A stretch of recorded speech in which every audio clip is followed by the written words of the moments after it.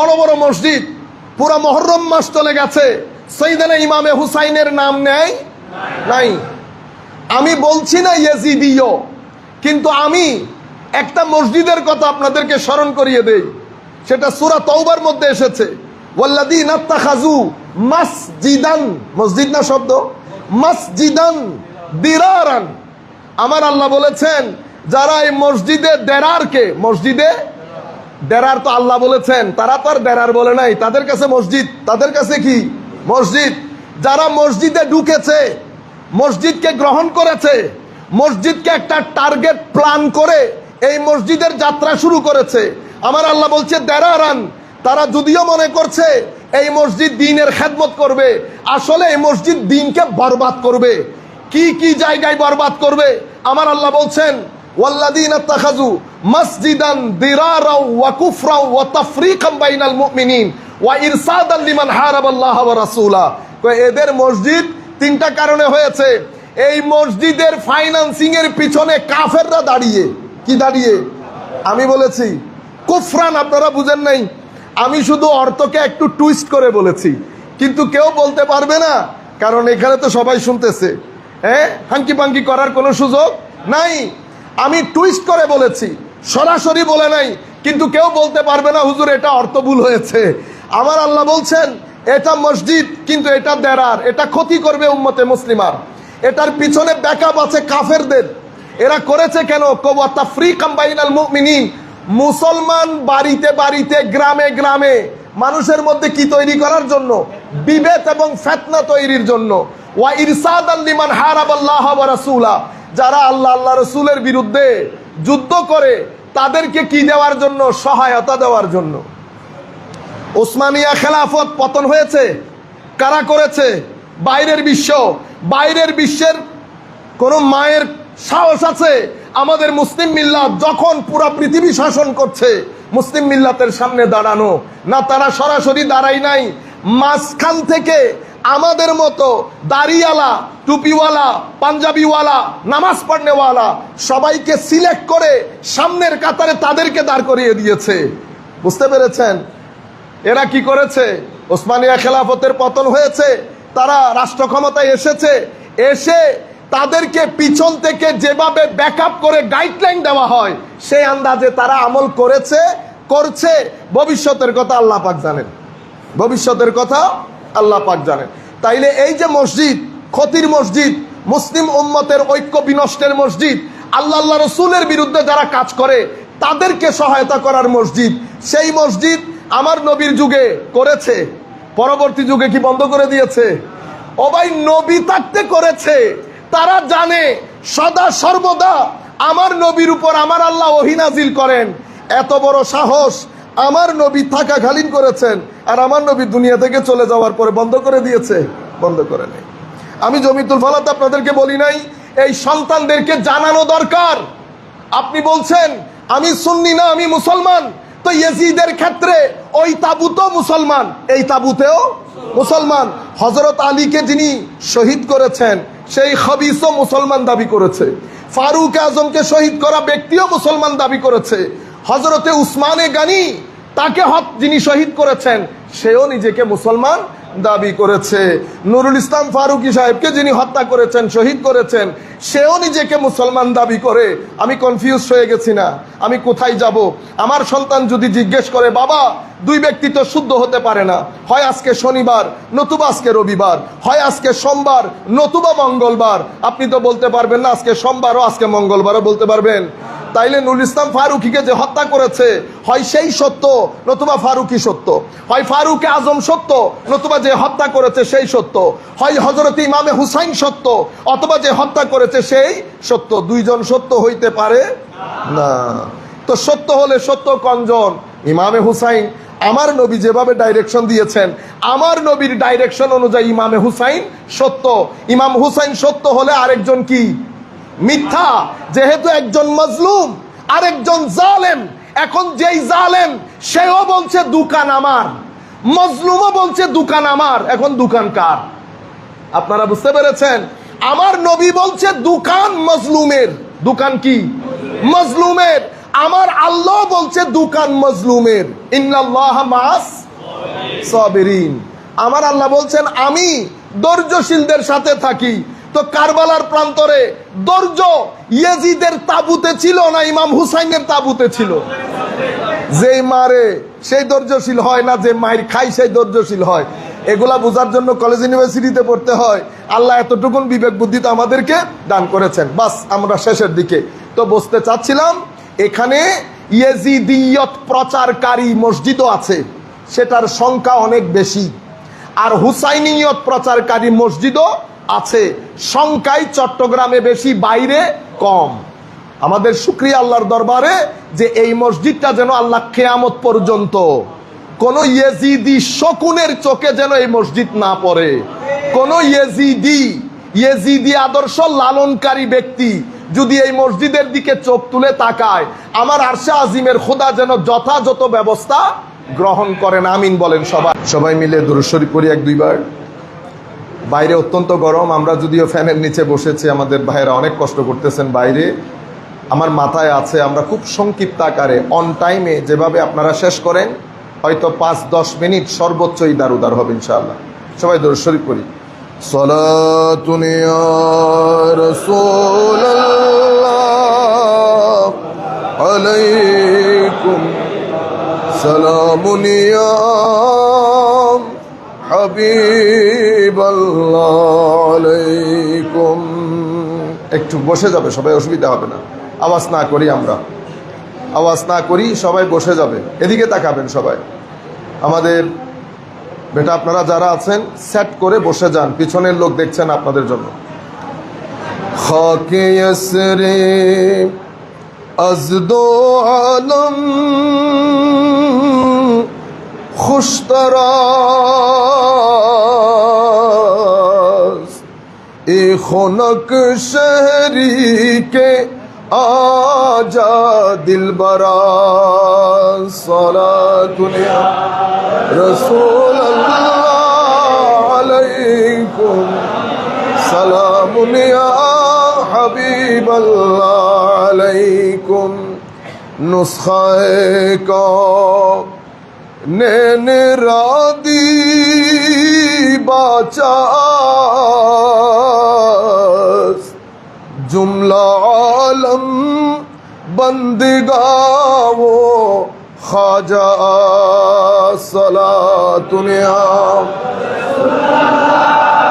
अलैकुम सलामुन या हबीब अल्लाह अलैकुम। बिस्मिल्लाहिर रहमानिर रहीम। इन्नमा यामुरु मसाजिदल्लाहि मन आमना बिल्लाहि वल यौमिल आखिरि व अकामस सलाता व आतज ज़काता व लम यख्शा इल्लल्लाह फ़असा उलाइका अन यकूनु मिनल मुहतदीन। सदक़ल्लाहु मौलानाल अज़ीम व सदक़ रसूलुहुन नबियुल हबीबुल करीम व नहनु अला ज़ालिका लमिनाश शाहिदीन व शाकिरीन। रब्बि सल्लि व सल्लिम व बारिक अलैहि। उपस्थित আজকের এই উদ্বোধনী অনুষ্ঠানের সম্মানিত অতিথিবৃন্দ, বিশেষ করে আপনারা যাদের অক্লান্ত পরিশ্রমে আজকের এই মসজিদে আমরা নামাজ পড়তে, এই পরিবেশে নামাজ পড়তে সক্ষম হয়েছি, যিনি অর্থায়ন করেছেন আমেরিকার ফ্লোরিডার আমার ভাই আলমগীর সাহেব। ফ্লোরিডা থেকে আমাদের একগুচ্ছ ফ্লোরিডিয়ান এখানে এসছেন। আবার অনরা মনে করিবেন দেখো দুজুর হারাত দদ নলয়, বড় লোক দেই লই দিলে দেনও লই, ইতারা জেতাইন তরকারি দি ভাত খাবাই, আরো 2-3 জমা লনর বাকি আছে। তো এই কারণে, অন্য কোনো কিছু না। সম্মানিত উপস্থিতি, এরপরে আপনারা এখানে অসম্ভব গণ্যমান্য ব্যক্তিবর্গ উপস্থিত আছেন, উপজেলা চেয়ারম্যান থেকে শুরু করে সম্মানিত আমাদের মুরব্বিয়ান হাজারাত, আপনারা যারা দূর দূরান্ত থেকে মসজিদে এসছেন নামাজ পড়ার জন্য, বিশেষ করে অনলাইনে যারা আমাদের সাথে সম্পৃক্ত হয়েছেন, আমরা সকলের প্রতি, বিশেষ করে অত্র মসজিদের দীর্ঘকালের ইমাম ও খতিব, আমাদের অত্যন্ত শ্রদ্ধার, এবং এখন যারা খেতাবতের দায়িত্ব পালন করছেন, ইমামতের দায়িত্ব পালন করছেন, মসজিদে আজান দিচ্ছেন, মসজিদকে পরিষ্কার রাখেন, খাদেম খাদেমিন, আমরা সকলের প্রতি আন্তরিক মোবারকবাদ, ধন্যবাদ, সশ্রদ্ধ সালাম জ্ঞাপন করছি। আসসালামু আলাইকুম ওয়া রাহমাতুল্লাহি তাআলা ওয়া বারাকাতুহু। সময় একেবারে শেষের দিকে, আমাদের হাতেও সময় কম, মুসল্লিয়ানদের অনেক কষ্ট হচ্ছে, আমরা হয়তো ফ্যানের নিচে বসেছি বুঝতে পারছি না। আমরা খুব সংক্ষিপ্ত আকারে কোরআনে পাক থেকে একটা আয়াত তিলাওয়াত করেছি। আমার আল্লাহ ইরশাদ করছেন, ইন্নামা ইয়া'মুরু মাসাজিদাল্লাহ, জমিনের মধ্যে যারা মসজিদ নির্মাণ করেন, আমার আল্লাহ বলছেন মান আমানা বিল্লাহি ওয়াল ইয়াউমিল আখিরি, জমিনে মসজিদ যারা নির্মাণ করেন তাদের ইমানের সার্টিফিকেটের দায়িত্ব খুদ আল্লাহ নিয়েছেন, যে এরা আল্লাহতে বিশ্বাস করে, এরা পরকালে বিশ্বাস করে। আমার ভাই আলমগীর সাহেব বলেছেন যে আমরা হয়তো টাকা দিয়েছি, কিন্তু শুধু টাকা দিলে কাজ হয় না, মাঠ পর্যায়ে যারা কাজ করেন মাথার গাম পায়ে ফেলে 1-2 দিনে মসজিদ নির্মাণ হয় না। তো আমরা যদি হিসাব করি, আমরা দুইজনকে ইকুয়ালি সম্মান প্রদর্শন করছি। যারা টাকা দিয়েছেন, পয়সা দিয়েছেন, যারা শ্রম দিয়েছেন, সকলের প্রতি আল্লাহ যেন খুশি হন, আপনাদেরকে আহসানুল জাযা দান করেন। কোরআনে পাকের মধ্যে আল্লাহ বলছেন মসজিদ নির্মাণ করেন মান আমানা বিল্লাহি ওয়াল ইয়াউমিল আখির। এরপর আল্লাহ বলছে ওয়া আকামাস সালাহ ওয়া আতাজ যাকাত, এদের নামাজের দায়িত্ব, যাকাতের দায়িত্ব, সবকিছু বলছেন। এরা নামাজ, যাকাত, ঈমান, আখিরাত এদের ভিতর না থাকলে এরা তো আর মসজিদ নির্মাণ করতো না। এরপর আমার আল্লাহ বলছেন ফাসা উলাইকা ইয়াকুনু মিনাল মুহতাদিন, আমার আল্লাহ বলছেন এরা হেদায়েত প্রাপ্ত হবে, এরা হেদায়েত প্রাপ্ত হবে। আমি 2-1টি হাদিস শুধু আপনাদের সাথে শেয়ার করব হকটা আদায় করার জন্য। তার আগে আপনারা দেখেন এই মসজিদটা কিছু পিলারের উপর দাঁড়িয়ে আছে, ঠিক আমার নবীর আনিত বিধানও কিছু পিলারের উপর দাঁড়িয়ে থাকে। তোর মধ্যে অনেক বড় পিলারের নাম মাদ্রাসা, যেখানে আমার নবীর দ্বীন শিক্ষা দেওয়া হয়। আরেকটা বললে আমাদের যারা তরুণ প্রজন্ম ইংলিশ স্পিকিং আছে তারা বলবে এটা তো বেদাতি কথা। এটা আন্তর্জাতিক বিশ্ব এই বুলি তাদেরকে শিখিয়েছে, তারা না জানে আগে, না জানে পরে। দ্বিতীয় বড় পিলারের নাম খানেকা, যেখানে মাদ্রাসাতে শরীয়ত শিখানো হয়, খানেকাতে শরীয়ত প্র্যাকটিস করে আপনার আখলাকের পরিবর্তন করা হয়। বুঝতে পেরেছেন? আর তৃতীয় বড় পিলারের নাম মসজিদ, যেখানে শরীয়ত প্র্যাকটিস করা হয়। তাইলে একটাতে শরীয়ত শিখেন মাদ্রাসা, আরেকটাতে শরীয়ত শিখে তবিয়ত পরিবর্তন করেন খানেকা, আরেকটাতে শরীয়ত প্র্যাকটিস করেন, সেটার নাম কি? মসজিদ। এখানে অত্র এলাকায় অনেক ঘর আছে, কিন্তু পুরা বাংলাদেশের ঘর যদি এক জায়গায় রাখেন আর একটা মসজিদকে আরেক পাল্লায় রাখেন, ভারী কোনটা হবে? কুল কায়নাতের ঘর, আমেরিকান ট্রাম্পের হাউস সহ, আমাদের মাননীয় প্রধানমন্ত্রীর ঘর সহ সমস্ত ঘর এক জায়গায় রাখলেও এটা বাইতুল্লাহ হয় না, বাইতুন হয়। কি হয়? বাইতুন, ঘর। কিন্তু সেটাকে আল্লাহর ঘর বলতে পারবেন না। কিন্তু এটা এমন একটা জায়গা, এটা যদি জীর্ণ শীর্ণ কুটুরিও হয়, এটাকে যদি আপনি আল্লাহর ঘর ঘোষণা করেন তো এটা বাইতুল্লাহ। এটা শুধু ঘোষণার মধ্যে সীমাবদ্ধ না, এখানে ঢুকার পর আপনি যখন আল্লাহু আকবার বলবেন, আপনার ভিতর থেকে যত বাজে এনার্জি আছে, নেগেটিভ এনার্জি আছে, এটা মুহূর্তের মধ্যে বের হয়ে যায়, মুহূর্তের মধ্যে বের হয়ে যায়। সেই কারণে মসজিদের মধ্যে কথা বলবেন না, মসজিদের মধ্যে নিজের বড়ত্বের প্রকাশ করবেন না, মসজিদে ঢুকে গেলে মোবাইলে আলাপ করবেন না, মসজিদের মধ্যে ঘরের কথাবার্তা বলবেন না। এটা আমার আল্লাহর ঘর, সেটাকে বুঝার, রিয়েলাইজ করার আল্লাহ যেন আমাদেরকে তৌফিক দান করেন। আমার নবী বলছেন উম্মত আখেরি জমানা এসে গেছে, সেটা কিভাবে বুঝবা? যখন মসজিদের মধ্যে মানুষ বড় আওয়াজে কথা বলবে, যার যা মন চাই কথা বলবে, কোনো ফিল্টারিং থাকবে না। তো মনে রাখবা, মসজিদ আর মসজিদ নাই, এটা কিয়ামতের আলামত হয়ে গেছে।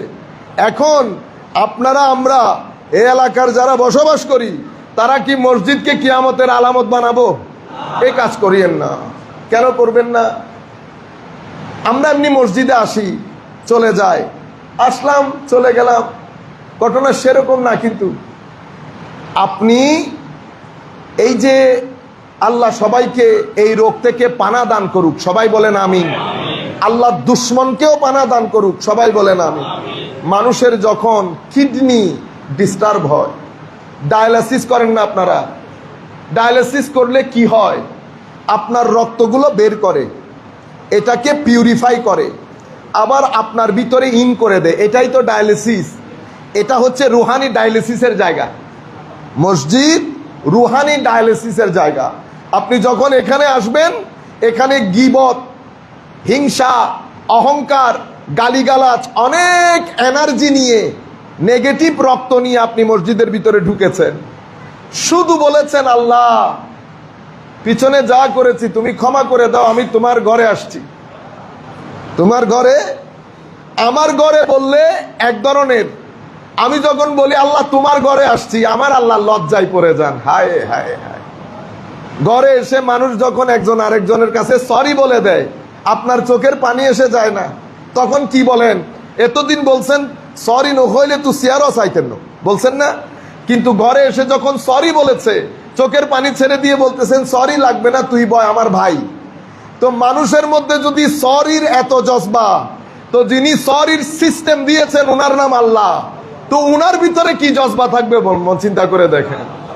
আপনি যখন আল্লাহুম্মা ফতাহলি আবওয়াবা, এটা কিসের দোয়া?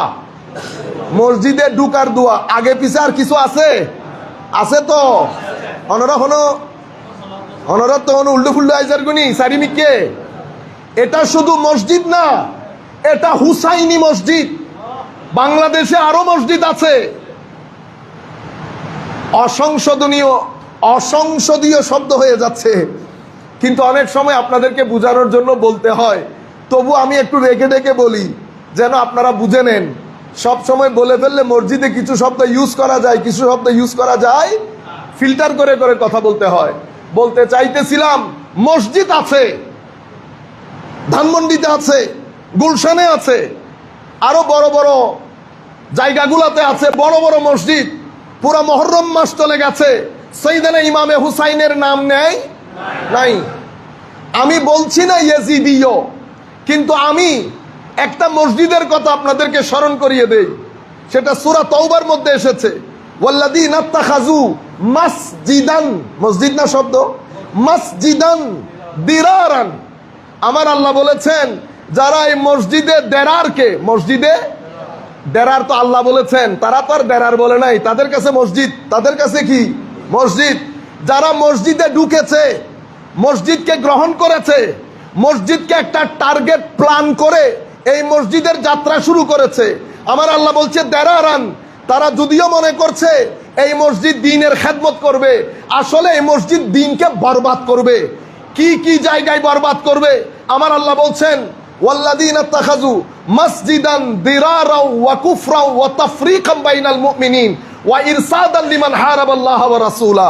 তো এদের মসজিদ তিনটা কারণে হয়েছে। এই মসজিদের ফাইন্যান্সিং এর পিছনে কাফেররা দাঁড়িয়ে, কি দাঁড়িয়ে? আমি বলেছি কুফরান, আপনারা বুঝেন নাই। আমি শুধু অর্থকে একটু টুইস্ট করে বলেছি, কিন্তু কেউ বলতে পারবে না, কারণ এখানে তো সবাই শুনতেছে। হ্যাঁ, হাঙ্কি পাঙ্কি করার কোনো সুযোগ নাই। আমি টুইস্ট করে বলেছি, সরাসরি বলে নাই, কিন্তু কেউ বলতে পারবে না হুজুর এটা অর্থ ভুল হয়েছে। আমার আল্লাহ বলছেন এটা মসজিদ, কিন্তু এটা দেরার, এটা ক্ষতি করবে উম্মতে মুসলিমার। এটার পিছনে ব্যাকআপ আছে কাফেরদের। এরা করেছে কেন? ওয়া তাফরীকাম বাইনাল মুমিনিন। মুসলমান বাড়িতে বাড়িতে, গ্রামে গ্রামে মানুষের মধ্যে কি তৈরি করার জন্য? বিভেদ এবং ফিতনা তৈরির জন্য। ওয়া ইরসাদান লিমান হারাবাল্লাহ ওয়া রাসূলা। যারা আল্লাহ আল্লাহ রাসূলের বিরুদ্ধে যুদ্ধ করে তাদেরকে কি দেওয়ার জন্য? সহায়তা দেওয়ার জন্য। ওসমানিয়া খেলাফত পতন হয়েছে, কারা করেছে? বাইরের বিশ্ব। বাইরের বিশ্বের কোন মায়ের সাহস আছে আমাদের মুসলিম মিল্লাত যখন পুরা পৃথিবী শাসন করছে মুসলিম মিল্লাতের সামনে দাঁড়ানো? না, তারা সরাসরি দাঁড়াই নাই।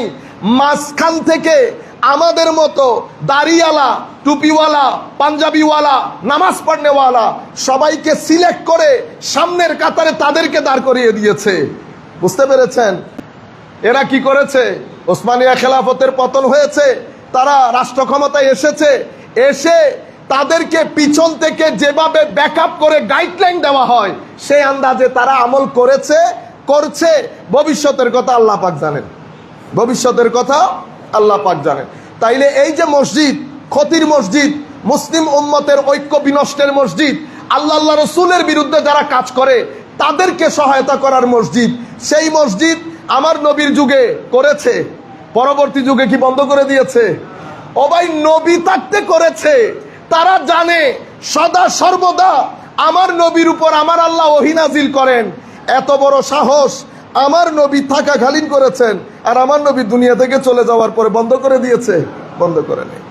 আমি জমিতুল ফালাত আপনাদেরকে বলি নাই, এই সন্তানদেরকে জানানো দরকার। আপনি বলছেন আমি সুন্নি না, আমি মুসলমান, তো ইয়েজিদের ক্ষেত্রে ওই তাবুতও মুসলমান, এই তাবুতেও মুসলমান। হযরত আলীকে যিনি শহীদ করেছেন সেই খবিসও মুসলমান দাবি করেছে। ফারুক আজমকে শহীদ করা ব্যক্তিও মুসলমান দাবি করেছে।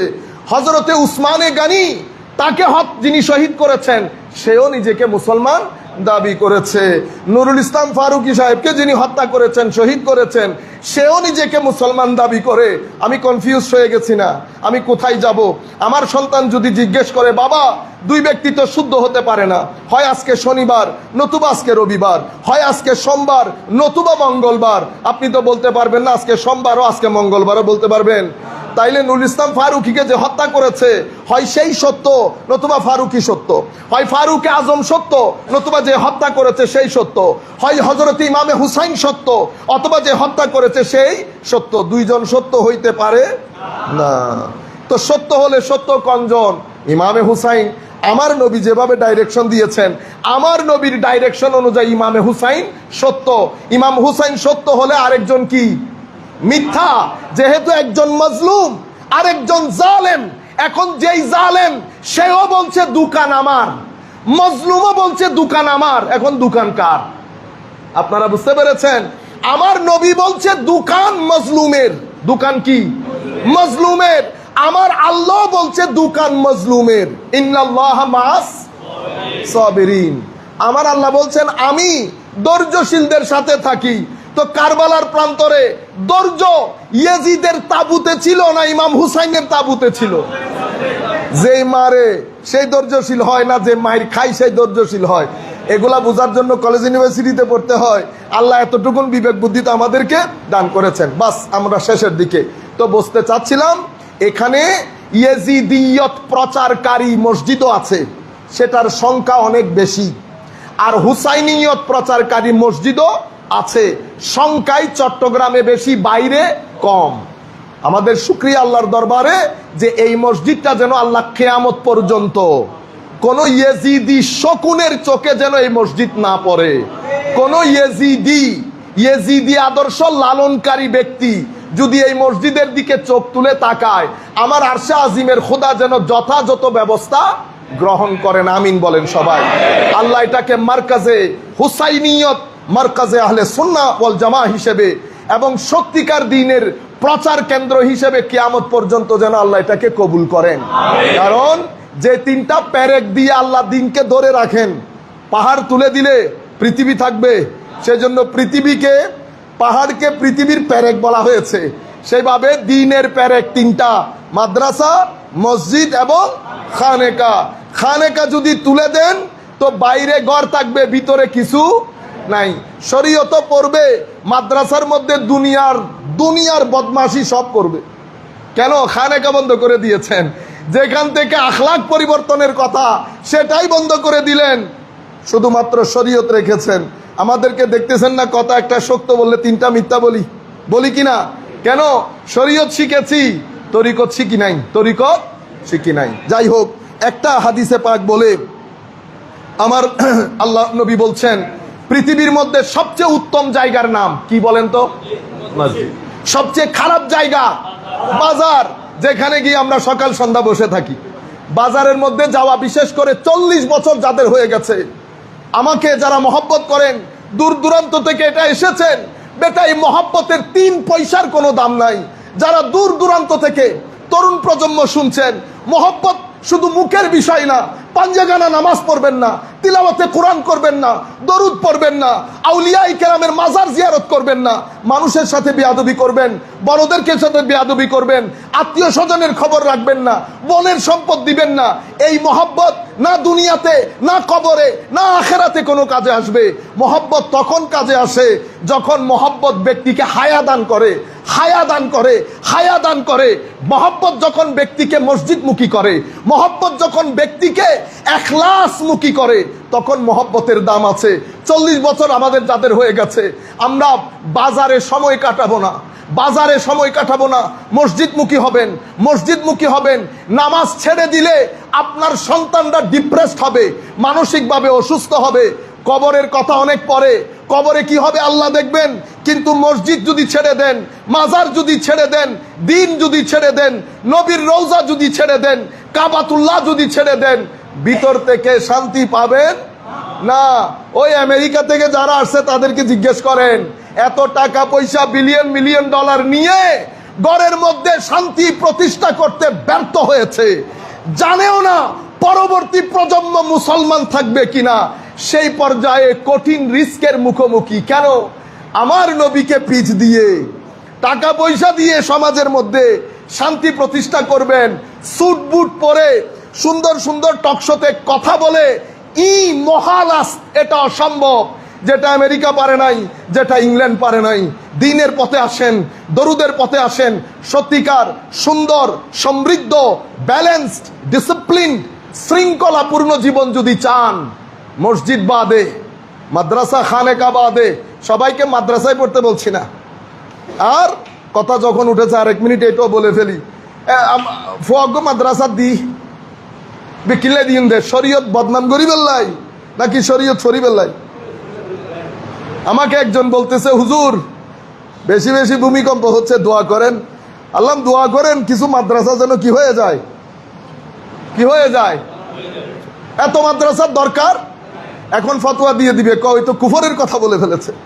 আরে ভাই, গরিব গুরাবা থেকে মাদ্রাসায় পড়িয়েছেন, সেই ছেলেকে চামড়া তুলতে পাঠিয়েছেন, সেই ছেলেকে মানুষের বাসায় খাইতে পাঠিয়েছেন, শুরুর দিন থেকে তার ব্যক্তিত্ব নষ্ট করে দিয়েছেন। যার কোনো ব্যক্তিত্ব থাকে না, সেই ব্যক্তি আর যাই হোক আমার নবীর শরীয়তের খেদমত করতে পারবে না। শরীয়তের খেদমতের জন্য বেনিয়াজ হতে হয়, বেনিয়াজের জন্য একটা সুন্দর ব্যাকগ্রাউন্ড লাগে।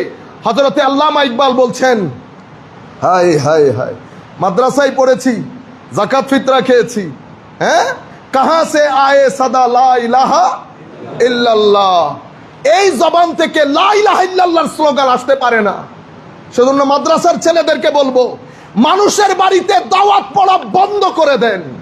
যেই তারিখ থেকে দাওয়াত পড়া বন্ধ করে দেবেন, নিয়ত করবেন রিজিকের মালিক রাজ্জাক, আমার আল্লাহ আসমানের শত দরজা আপনার জন্য উন্মোচিত করবে। দাওয়াত পড়ে আপনাকে খেতে হবে না। দাওয়াত পড়া, মানুষের বাড়িতে যাওয়া, হাসি ঠাট্টার পাত্র হওয়া, এটার মাধ্যমে টুপির ইজ্জত চলে যায়, পাঞ্জাবির ইজ্জত চলে যায়। ইভেন আপনার যে শরীয়ত তরিকত দিন, এটার ইজ্জতের মধ্যে বহু বড় একটা ড্যামেজ হয়। হয়েছে না? আপনারা কিছু কিছু মানুষ একটু রাগ করতেছেন, কৌজুর এরকম তো হয় না, বিয়ে দেন। বিয়ের প্রস্তাবের মধ্যে যখন মাদ্রাসার ছেলে তাকে কুঁকা কুঁকা করেন না, কেন করেন? কারণ সিলেবাস পরিবর্তন করে আমাদের ছেলেদের জন্য, আমাদের জন্য শুধু জানাজা রেখেছে, শুধু বিয়ে পড়ানি রেখেছে, এর পরবর্তীতে আপনার ঘরের দাওয়াত রেখেছে। এই তিনটা বাদে রাষ্ট্রের মধ্যে আমার কোনো জায়গা নাই। আমি সার্ভাইভালের জন্য কোথায় যাব? সার্ভাইভালের জন্য আপনাকে 3 বার স্যালিউট করতে হয়, 10 বার আপনাকে তোয়াজ করতে হয়। এই জায়গায় দ্বীনের খেদমতের জন্য বেনিয়াস হইতে হবে। সেই জন্য অপেক্ষাকৃত আপনাদের সমাজের মধ্যে প্রভাবশালী ব্যক্তিবর্গ যারা আছেন, ফাইন্যান্সিয়ালি, লেখাপড়ার দিক থেকে আপনারা ছেলেদেরকে মাদ্রাসায় পড়ান। এরপরে দেখবেন আমাকে একজন বলেছে, শুধু হুজুর আপনারা এই করতেছেন, আপনারা সেই করতেছেন। 2-4 জন ছেলে দেন, তারা জানবে সমাজের রগের উপর হাত রেখে, প্রভাবশালী ব্যক্তির চোখে চোখ রেখে জায়েজ বলতেও দ্বিধা করবে না, না জায়েজ বলতেও দ্বিধা করবে না। সম্মানিত বোঝে, এই গায়রত দরকার। কিছুদিন আগে এটা আপনারা কাট করবেন না, কেউ এই সমস্ত জিনিসগুলা করবেন না। কিছুদিন আগে বাংলাদেশের অন্যতম একজন ব্যবসায়ী, আমাদেরকে দাওয়াত করেছে, গিয়েছি। আমরা বলেছি আপনার দুনিয়াবি হাইসিয়ত যদি শুধু এটা হতো, আমরা কোনোদিন চট্টগ্রাম থেকে আপনার কাছে আসতাম না। এসেছি শুধু আপনার নিসবতের কারণে, কারণ আপনার এক গোষ্ঠী পিছনে একটা অনেক বড় নিসবত আছে। সেই নিসবতের ফুয়ুজাত গ্রহণ করার জন্য এসেছি, আপনার দুনিয়াবি হাইসিয়তের জন্য আসি নাই। কেন? কারণ আমাদের সুফিরা, আমাদের ওলিরা আমাদেরকে নিষেধ করেছেন যেন কখনো কোনো বড় লোকের ঘরে না যায়। যদি যেতেই হয় যাবে, কিন্তু হাদিয়া গ্রহণ করবে না। এই দিন আমার নবী দিয়ে গেছেন। আমাদের চিন্তার মধ্যে একটা রেভলিউশন দরকার, একটা বিপ্লব দরকার, একটা পরিবর্তন দরকার সমাজের মধ্যে। কারণ এই ছাড়া অন্য কোনো গত্যন্তর, America fail, England fail, European country fail. সবাই বুঝে গেছে দিন বাদে, ধর্ম বাদে সুশৃঙ্খল সমাজ ব্যবস্থা কায়েম করা সম্ভব না। Depression, mental anxiety, autistic children বাংলাদেশের ঘরে ঘরে হচ্ছে এখন। আমাদের বাপদাদাদেরকে বললে চিনবেও না অটিজম এটা কি জিনিস, বুঝছেন? আল্লাহ আমাদের হামি ও নাসের হোক। আমার নবী বলছেন জমিনের মধ্যে কিছু মানুষকে দেখে আমি রহমত করি, তোর মধ্যে অন্যতম যারা মসজিদ নির্মাণ করে। তো দুনিয়া থেকে চলে যাবেন, আমার নবী বলছেন দুনিয়া থেকে চলে যাবেন, কিছু কাজ করে যাবেন, যতদিন কবরে থাকবেন আপনার সওয়াব পৌঁছাইতে থাকবে। একটা ইলম, শেষে গিয়ে আমার নবী বলছেন আর একটা মসজিদ যাহা আপনি নির্মাণ করেছেন। সেই পরিমাণ আল্লাহ আপনাদেরকে ফজিলতপূর্ণ করেছেন। নিয়তকে ইখলাস, নিয়তকে খাঁটি রাখবেন খুলুসিয়তের সাথে। যা করেছি আল্লাহর জন্য করেছি, কোনো মানুষের বাবা পাওয়ার জন্য করি নাই। নিয়তের মধ্যে খুলুসিয়ত রাখবেন, দুনিয়াতেও সম্মানিত করবেন, আখেরাতেও আল্লাহ সম্মানিত করবেন। সবাইকে আবারও ধন্যবাদ, মোবারকবাদ জানিয়ে আমরা আমাদের খুতবা শেষ করছি। আপনারা বোধহয় সুন্নত পড়বেন, যারা সুন্নত পড়বেন পড়ে নেন, এর পরবর্তীতে আমরা বাকি কাজ করবো ইনশাআল্লাহ।